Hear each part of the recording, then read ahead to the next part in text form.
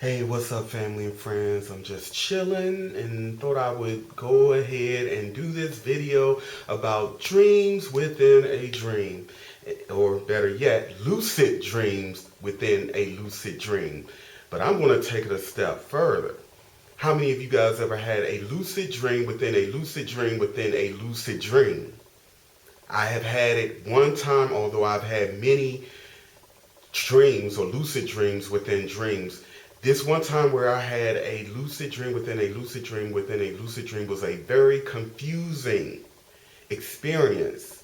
I'm going to tell you about it, and I'm going to also tell you guys about how I ran it past my close friend Charlotte, who I had featured once before. We can talk about anything, and I'm going to tell you how something she had shared with me months prior to me having this experience was in correlation with the experience that I had that I am about to share with you now.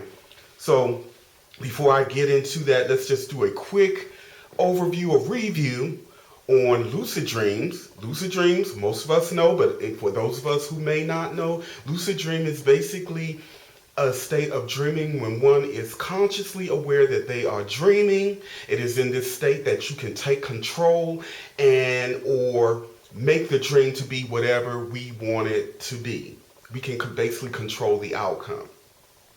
Now, I would like to talk about the different stages of sleep.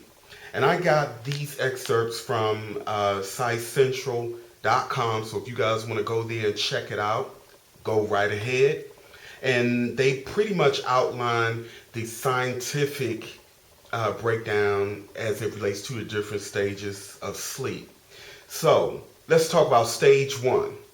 Stage one, when we are preparing to drift off, we go through alpha and theta and have periods of dreaminess, almost like daydreaming, except we are beginning to fall asleep.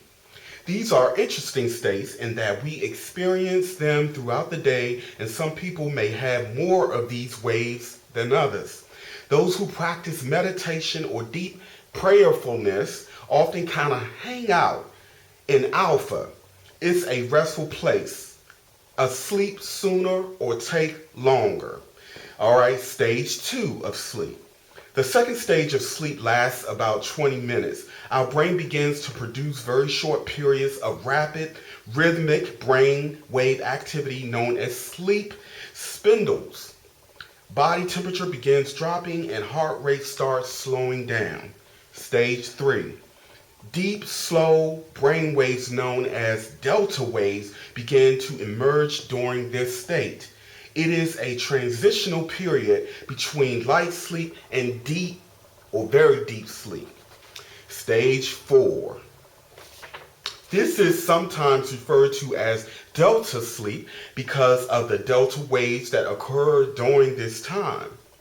Stage four is a deep sleep that lasts about 30 minutes. Sleepwalking and bedwetting typically happen at the end of stage four sleep. This does not include the problems that can happen with sleep medications like Ambien and Lunesta. Stage 5. Most dreaming occurs during stage 5, known as REM, R-E-M. REM sleep is characterized by eye movement, is usually rapid eye movement, increased respiration rate, increased brain activity. REM sleep is also referred to as paradoxical sleep because while the brain and body system become more active, your muscles become more relaxed or paralyzed. Rapid eye movement or REM sleep is when you typically dream. Now it's funny, the REM sleep, this is why we say that many of us, we dream all of the time, or that we may even have an out-of-body or soul travel experience, and we are not consciously aware of it. We don't remember them for various reasons. I saw my nephew, he was clearly asleep, and in the REM state, his eyes were moving rapidly, and when immediately upon awakening, I asked him, what did he dream? He said, I didn't dream anything. And I said, are you sure? Stop and think. And he thought about it, and he said, no, I didn't dream. And I said, well, you did, because I was looking right at you. You were in the REM sleep, or what they call the REM state, and your eyes were moving rapidly. But okay, again, like so many people, we don't remember. I remember my dreams. I remember them quite vividly, honestly. And so for me, when I awake, sometimes I'll pay attention to what the dream was and is about, and other times I just think about it and just move on with my day. There are times where I would have dreams where it's just absolutely unmistakably one of those things where I must pay attention to. And this particular dream state that I am about to share with you is one of those. I can't forget this even if I wanted to. But anyway, I had a dream where I was in this very large house, and there were some relatives that I know or have a strong relationship with in this reality there. But in that lucid dream state, there were people there that I knew there, but from this perspective, I don't know or don't remember who they are or what the relationship is. You know, though, how interesting those dreams can be, where we know people in the dream, we know them by name, there's a familiarity, a comfort level with them, but when we come back here, we don't really remember or know who those people were or are. So this lucid dream state was a bit of both. And I remember there was like a party going on in the next room in this very large house. And I was aware that I was lying in bed, drifting off to sleep, but I was aware of what was going on around me as well. So I had fallen asleep and I had awakened, and I was in another house, which was pretty much, it was a familiar place. It looked like a condo, and there were people there that I knew from the lucid dream state perspective, but do not know from this perspective. And I was having a dialogue with this young lady and this young man. And keep in mind, both states, I was in a bed as this was going on, and I was talking to them. We were having a discussion. I'm not going to get into what the discussion was about. And so I remember telling them, well, I'm going to go ahead and get some sleep. So I remember falling asleep, and I remember seeing my astral body floating above myself in this dream state. Then I had awakened into another reality again. The scene was familiar, and the people I knew them by name. I was calling them by name. We were having conversation, and and then the next thing I remember again, when in this third layer of the dream, the one that I'm talking about now, I was still in bed. And I remember feeling very, very sleepy. And then I remember saying I must get some rest. I remember lying back down and having the feeling and the sensation and the familiarity of falling asleep. Then the next thing I know, I wake up. And when I wake up, I'm thinking I'm waking up here in this reality.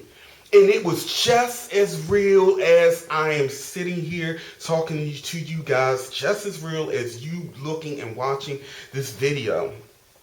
Then suddenly I feel this jolt, and then I wake up and I think I have actually awakened from this dream, and I consciously clearly remember thinking, wow, I thought I had awakened, but obviously I didn't really awake because I'm really awake now. It's weird, y'all, I'm telling you. And then next thing I know, I remember kind of feeling panicky because I never consciously experienced anything like that. Like, how could I thought I was actually awake here, but I'm actually waking up in another layer of my dream state, and consciously aware of this, guys, I'm telling you. So I became somewhat confused and startled at the same time. Then, as soon as I think I'm awake, really awake, it happens again. I'm like, wow, here I am in I'm still in a dream thinking that I had awakened from 2 dream states. And so finally, the 4th time I came out of it, the 4th, and I think they call this false awakening. Imagine having that happen like 3 times within one day. Like, again, I had never experienced anything like that. I remember I remember thinking, did I die? Am I astral projecting? It was just, I wasn't able to make sense of it. So when I had finally awakened here, this reality felt more like the dream. And I remember sitting up and I was looking around, and it just felt weird to me when I was here. This state here that I'm communicating with you guys, it felt very strange. I felt strange. My body was tingling and still vibrating. It was just the strangest experience, the strangest sensation. And that whole day I felt like this is a dream. I kept saying it. Something isn't right. Something don't feel right. Something does not feel right. So anyway, it was so heavy on my mind that I called my friend Charlotte, and I told her about it, and she said, remember a few months ago I told you about the dream that I had where I went to this place, and I remember this, I remember her telling me this. She said it was so real. She was telling me that she went to this place, and it had like an Egyptian background, and there was this Indian looking man there, and she said this man was so beautiful and filled with love, and he was talking to her and was explaining to her there's another level of sleep within the 4th level that she had gone to, and that's how she was able to get to him. And I remember her telling me that he was telling her in order to get back to this place, this is what she had to do. She had to get to a deeper level of sleep on the 4th level and meet and go to a certain place, and she could meet him there again. And he was giving her all of these beautiful words of wisdom, words of encouragement. And I distinctly remember her telling her, the man you're with now, he's the one. He's the one, meaning the man she's with now, she ended up having her first child with, etc. He's the one. She told me this months beforehand, but I didn't make the connection. But when she was telling me about that, after I told her about this false awake within a false awake within a false awake, she reminded me, she also told me, by me reminding her or sharing my story with her, I reminded her that in the dream, the Indian guy told her that your friend will experience this and you must tell him this when it happens. So it was a full circle moment. We both were having quite an epiphany. We were truly ministering to one another that day. So I wanted to share this with you guys because, again, when I'm not making YouTube videos, it does not mean that my unique brand of ministry stops. I am often on AstralBooBaby.net sharing experiences, interacting with other members, giving other members advice based off of what I've learned, my own revelations. And when I don't do videos like this talking about these things, I'm writing about them. So what am I ultimately saying? Where am I ultimately getting at? More of us need to be open to reading and speaking and sharing experiences like these, because I know there are other people who have had experiences like this. Make no mistake about it. But again, it's one of those things where I think a lot of us will not talk about or are uncomfortable talking about because it is so outside of the so-called norm. Well, that's part of the reason why I'm here. I'm here to remind us of the norm that most of us cling to and over-identify with and believe is the end-all or be-all is is and was created under the template of extreme limitations. So naturally, when one brings forth stories and revelations and experiences along this line, it will sound outrageous, it will sound crazy, it will sound fabricated, it will sound supernatural, it will sound magical, but none of those things is what it is. This is simply the true nature of reality forging its head, and I am but one of many vessels who are here to share, freely share, and I encourage you to do the same.